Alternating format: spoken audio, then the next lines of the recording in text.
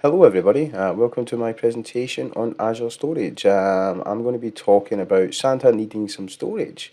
And what I'm going to do in today's talk is talk you through a few different use cases that you can use the Azure Storage. Okay, so let's jump in. Okay, so let's jump in. Let's jump over to the agenda first. So we're going to talk about Azure Blobs. I'll give you a demo on how to provision this. Azure Files, I'm going to break off and show how to provision that as well. We'll also have some Azure Queues, some Azure Tables, Disks, and then lastly Azure Data Lake Storage. So I'm going to be showing you how to provision Azure Data Lake Storage as part of this. Okay, so what is Azure Blob Storage? It's object storage in the cloud, which is optimized for massive amounts of unstructured data. It's typically designed for serving images of documents directly to a browser, storing images for distributed access, streaming videos and audio, and writing to log files, and then also for backing up data. There are other use cases as well, but there's lots of great stuff out there for it. So what I'm going to do now is I'm going to show you how to provision Azure Blob Storage. Okay, so let's create this using the Azure Portal. So let's create a resource. Actually, let's go into storage accounts first. We're going to add a storage account. And we're going to select a subscription. In this instance, I'm going to just call it, I'm going to create a new one. I'm going to call it Santa's Blob Storage. So select OK. So you've got a couple of options down here. One of the things is obviously to pick a name, Santa's Storage Blob. Okay, so that's the storage account name. The location is I'm going to set this to West Europe. So the performance here, you've got an option for standard and premium. So obviously there's the standard storage accounts are backed by magnetic drives and provide the lowest cost per gigabyte. They're best for applications that require bulk storage or where data is accessed infrequently. Premium storage accounts are backed by solid state drives and offer consistent low latency performance. They can only be used with Azure Virtual Machine Disks and are best for I/O intensive like databases. In this instance, we're just going to select standard. So the account type, so we've got V2. I am going to provision V2. V2 can also do blob storage. So, and then from the replication, we start at the least redundant and we work all the way up. So from here, you've got locally redundant storage. This is copied in 3 locations. You've got multiple zone redundant storage. So this will be within the same region but multiple zones. You then have geo-redundant storage. This will normally be 2 separate locations. Then you've got read access geo-redundant storage, which is geo-redundancy, but you can also then read the data as well. And then from here you also have zone redundant storage, and then lastly read access geo-redundant storage. This isn't available in all regions. We're just going to go for locally redundant for now. Select next, networking. In this instance, I am just going to make it a public endpoint, but by all means, the default is normally a private endpoint, and then from there you can add your private endpoint so that it can be done. I am just going to select all endpoints. Actually, let's select selected ones, and then from here you can add this. So that's if you need to do that. Again, you can actually have, so you can have routing preferences. So the Microsoft network routing will direct your traffic to just the Microsoft cloud rather than just straight over. So we're just going to make this internet routing for now. Let's see here. So obviously you've got, so for your containers, blob, which starts for binary large object, are generally stored within containers. So you've got some options here for point in time restore. I'm a big fan of this. Obviously soft delete, this is when you're able to recover blobs that were previously marked for deletion. So this is something to spend to probably activate for you. and then again you can also do it for file shares as well. So select advanced. Okay, so again you probably want some security. You can specify this. The most secure option is TLS 1.2. From here as well, you may want to have allow blob public access, but I generally have that disabled by default. You probably don't want people doing that. And then from here as well, with blob access, you have 3 separate tiers. You've normally got archive, cool, and hot. So what you can do is hot is when you want it to be available and consumed all the time. Cool is more when it doesn't need to be accessed quite so frequently. And then there are some options around data lake storage Gen 2. I'll talk about those a little bit later. And then from here, you also have Azure Files as well. So you can actually enable large file shares. We're going to do that. And then, yeah, select tags. Always a good idea to tag. So I'm just going to put in owner, Derek Campbell, purpose, Santa Talk. Oh. Okay, so here we go. From here, we've now created our storage account. So select create. And whilst that's creating, I'm just going to hit pause. Okay, as you can see on screen, this has now been provisioned. So select what we want to do here is you can actually see your deployment details. So you've got some storage. Let's have a look. There we go. So back here to our storage accounts. And then we have our Santa Storage Blob. So I am a big fan of using Azure Storage Explorer. So I've got a fresh account here. So what I'm going to do is I'm going to add Azure. Select next. Setting this up. So here's my email address I'm typing in. Select next. I'm now going to get my password from password manager. There we go. So let's sign in. Oh.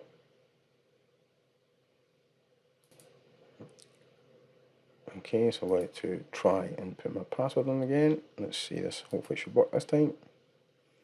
Excellent. So from here, as I have MFA set up, I'm now going to approve this on my mobile. Select approve. And then we should, there we go, there we go. So we've authenticated using MFA. Okay, give it a second. There we go. So we've got our account. You can see here, we've got pay as you go. So yeah, in here, just select apply. At this point, what we should start seeing is we should see our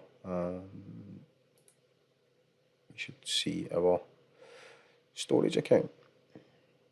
Okay, so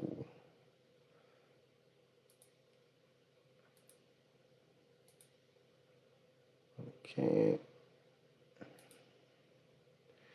there we go. So from here, you've got your storage account, you've got your Santa Storage Blob, and then within each, what you can do is you can see your blob containers, your file shares, your queues, and your tables. So your storage account can actually support multiple different types of storage. So in this instance, we've got logs, but we're going to create a new container. We're going to create a new container called Santa's Blob Storage. So selected a new blob container, and then from here you can actually let's expand this out. You can then start uploading. So you can upload a folder. So for instance, let's see here. So obviously we've got a folder locally that we can use. In this instance, I am just going to upload a file. Select upload. So upload a file. Let's select a file. There's some pictures. We don't have any pictures, unfortunately.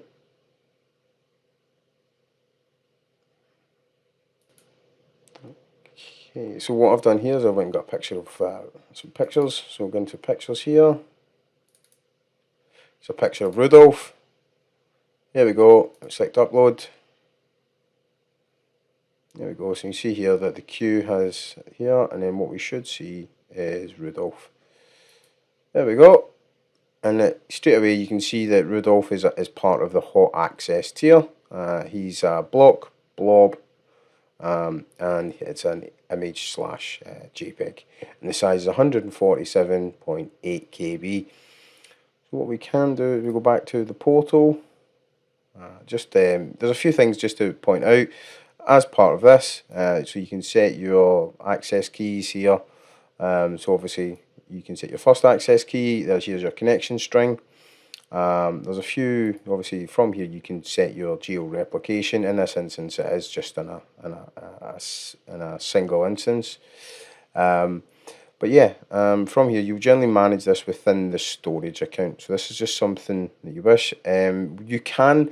You'll notice that I actually that I logged on using my account. You can actually use a shared access signature, so you can actually generate these here. So you can you can allow it to where it's blob, file, queue, table. So for instance, what you'll probably want here is you can share this with anybody. They can connect in using the shared access signature. You may want to limit it to just blob or just file. So this is also, you may also want it to just to do queue and table.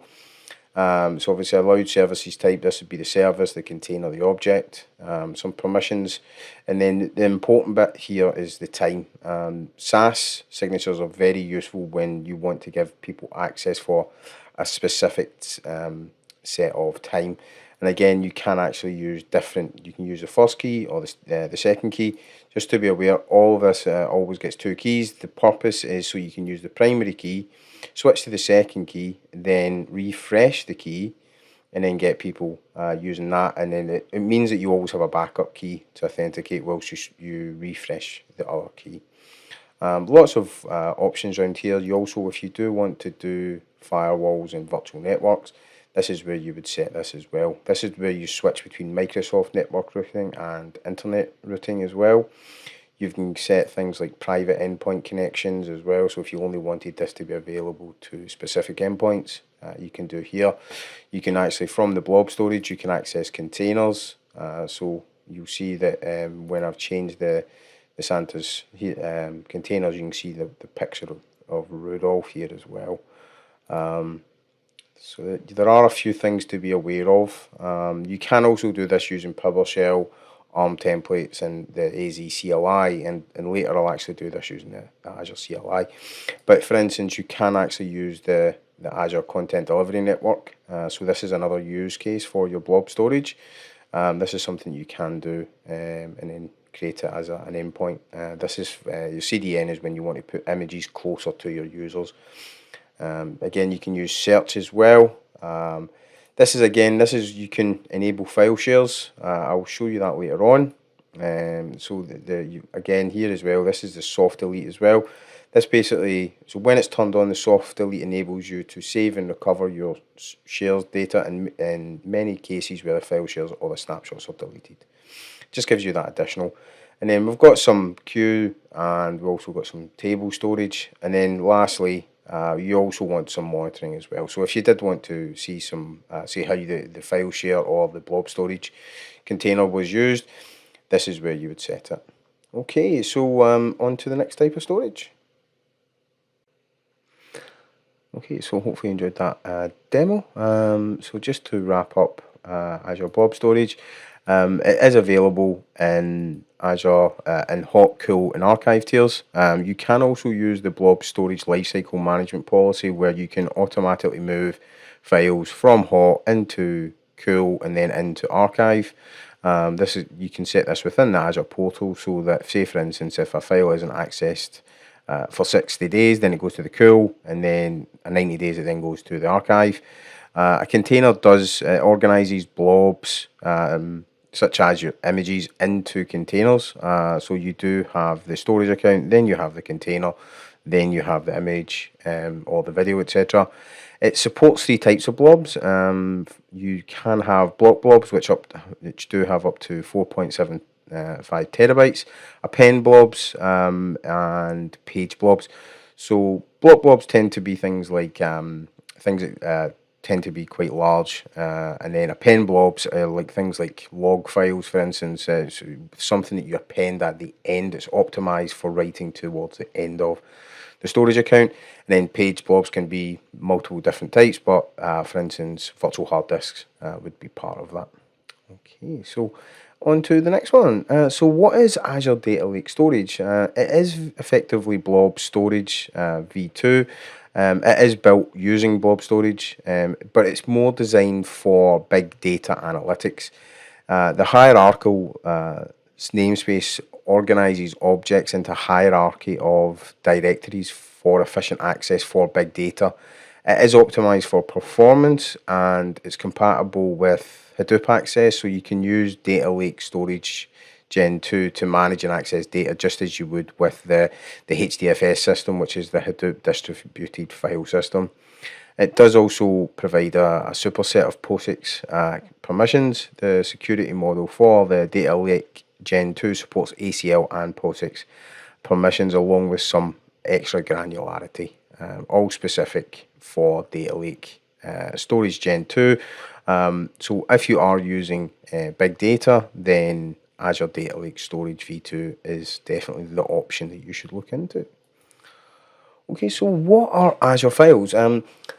We've all probably worked with Azure Files before in one way or another, but you're more likely, if you do come from an on-premises environment, you'll normally be used to IT provisioning a file share for you. It could well be a NAS store or a SAN unit. NAS is short for Network Attached Storage, and I believe SAN is Storage Area Network. They are fairly similar in some ways, but it's effectively a way for you to share your files with multiple people. Effectively, it's your file server in the cloud, and it does support SMB or NFS, so that will support Windows by default and also Mac, etc. And it can be used to sync files from on-premises to the cloud. Okay, let's jump in and let's provision an Azure Files share. So what we've got on screen is Azure Files shell file. So this is a bash script, and what it's doing is it's setting some variables. So we're using the resource group name, region of West Europe, the storage account name, the share name is Santa's file share. What we're then doing is we're reusing these down. We're going to use the AZ CLI. This is generally my preference. I find it much easier on PowerShell, ARM, etc. And what I'm doing here is creating a resource group, then creating a general purpose standard storage account. I'm then exporting the storage keys, and then from here, what I'm then doing is creating the share specifying the key. So let's go. Let's log in. So from here we'll do AZ login. It's going to open up a browser and tell me where and get me to log in. So that's happening off screen. So let me just log in one moment. Okay, as you can see on screen, I have now been logged in. So I'm on Azure Cloud. We've got some details here. For the most part we can ignore these, but let's go ahead and start doing this. So we're going to set the variables. There we go. We're then going to create the resource group. So we're just using AZ group create. We've got here, I have used a random, so you see here that this has been created. We are then creating the general purpose storage account. Here we go. Give it some time to provisioning. I'm just going to pause recording until it is provisioned. Okay, so our storage account has been provisioned. Let's get the storage keys. And then lastly, let's create the share.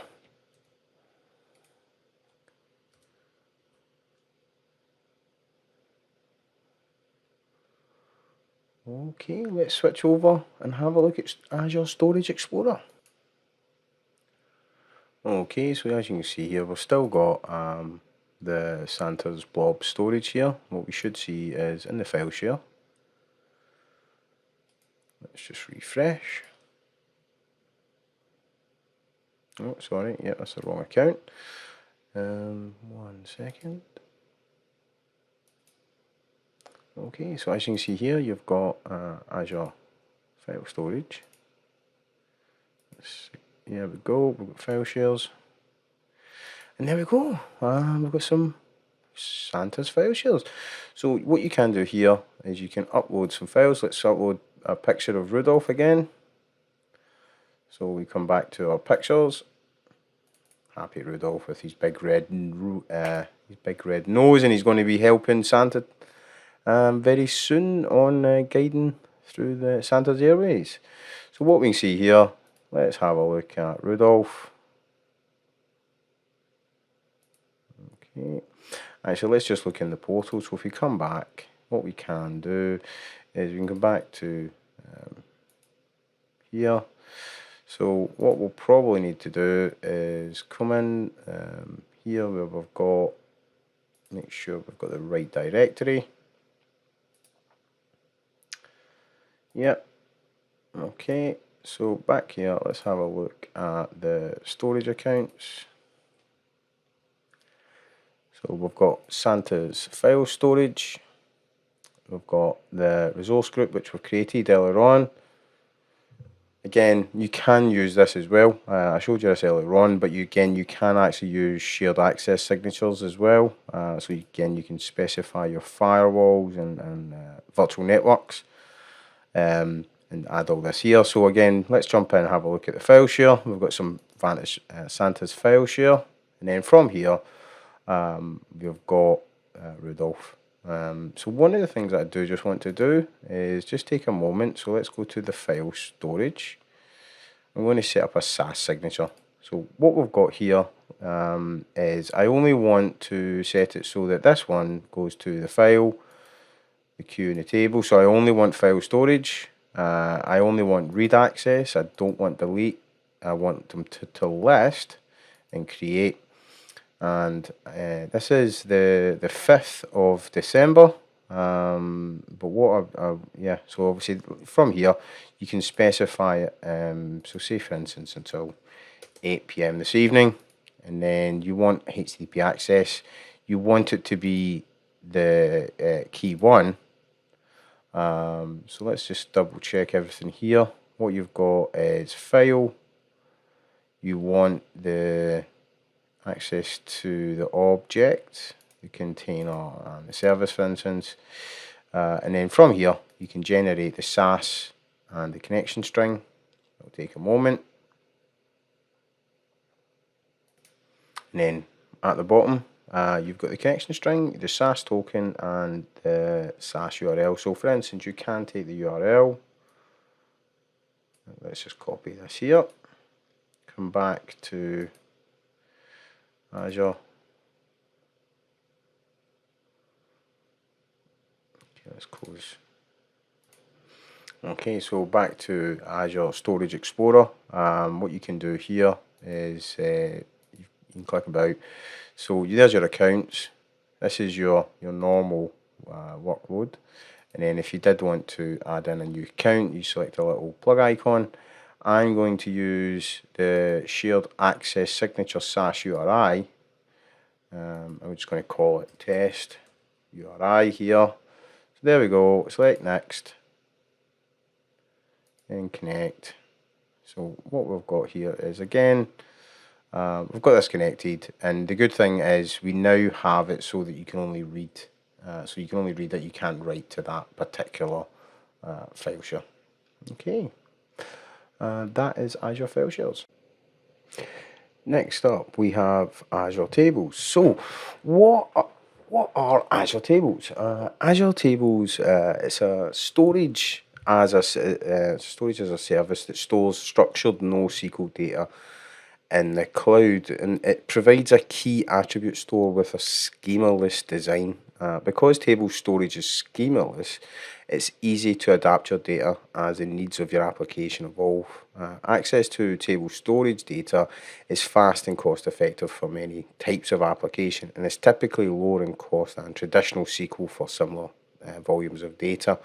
So you can use table storage to store flexible data sets like user data for a web application, address books, device information, or other types of metadata your service requires. You can store any number of entities in a table, and a storage account may contain any number of tables up to the capacity limit of the storage account. So what is table storage? Table storage stores large amounts of structured data. The service is a NoSQL data store which accepts authenticated calls from inside and outside Azure Cloud. Azure Tables are ideal for storing structured, non-relational data. Common uses are, for instance, storing terabytes of structured data capable of serving web applications, storing data sets that don't require complex relationships, etc., foreign keys, stored procedures, and these can be denormalized for fast access. You can also use it for quickly querying data from a clustered index as well, and you can use table storage to store and query huge sets of structured non-relational data, and your tables will scale as that demand increases. So let's take a look at what this typically looks like. So what you've got is you've got your storage account, then you have your table. So you could have a customers table, some wine tables, and then from in here you then have an entity. So let's jump over. So what we've got here is our previous example where we were using our blob storage, but you can actually add, this is just a storage account. You can actually have multiple types of different data within the same account. So let's take a look at the Storage Explorer. So in this one here, this is our Santa's storage blob that we were using earlier on. So what you can do here is you can actually create a table. So we're going to call this demo. We're going to create one called demo, and then you can obviously from here you can write your query. You can import, for instance, as well. So, but what you can also do is add your property name. So this could be your partition key, row key, etc. You can add all this, and then you can actually build this out using Azure Storage Explorer. Again, you also use multiple different types of applications to do it. But that is table storage in a nutshell. Okay, so next up. Okay, so what are Azure Queues? Azure Queues Azure Queue Storage is a service for storing large numbers of messages. You can access messages from anywhere in the world via authenticated calls using HTTP or HTTPS. A queue message can be up to 64 kilobytes in size. A queue may contain millions of messages up to the total capacity limit of a storage account. Queues are commonly used to create a backlog of work to process asynchronously. For instance, you normally have a storage account. This is all access to the storage is done through this storage account. You then have a queue. Generally, a queue contains a set of messages. The queue name must be all lowercase. And then lastly, you have the message. A message in any format up to 64 kilobytes. And then it will then effectively use the queue to store and then process the messages generally asynchronously. Obviously, service bus queues are designed to integrate with applications, and what this does do is this guarantees FIFO, which is a first in, first out. So depending on your requirements, you may want to look at service bus queues.